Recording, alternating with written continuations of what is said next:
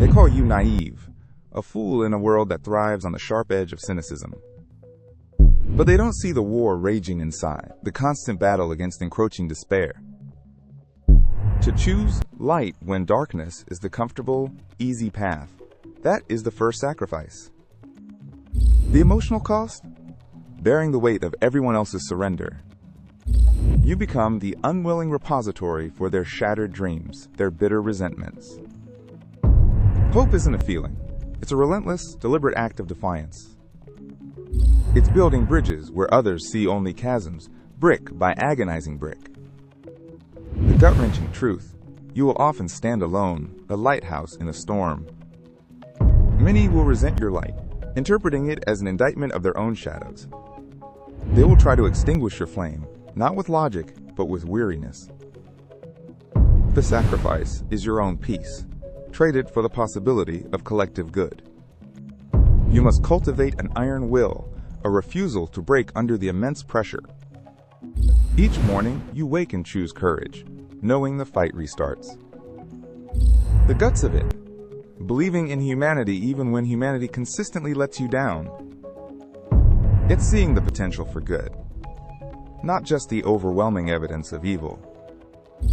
You become a living testament to the possibility of change, often unthanked.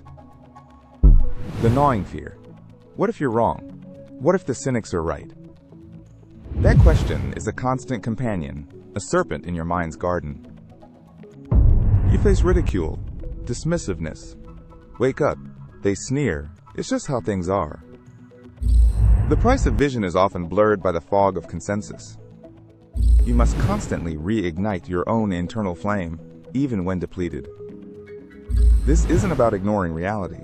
It's about seeing beyond immediate despair. It's a heavy mantle, worn by the few who refuse to let the darkness win. You become a magnet for the lost, drawing their fragile hopes onto your shoulders. The profound loneliness of being the only one still looking up. Every setback feels amplified, a personal failure in a grander war. The cynical era strips away illusions, leaving bare bones of harsh truth. Yet, hope insists on finding beauty in the ruins, strength in the broken. This isn't naive. It's an act of radical, often painful, imagination.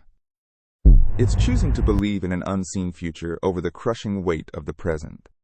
The price is constant vigilance against your own creeping fatalism. Each flicker of cynicism within you must be ruthlessly stamped out. The emotional toll is profound, an aching heart that refuses to harden. It's a constant battle to stay soft, empathetic, when the world demands armor.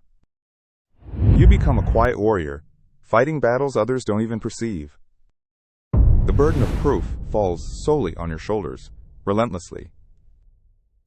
You must continually gather evidence for kindness, for progress, for humanity, and present it to a jury that has already declared a guilty verdict.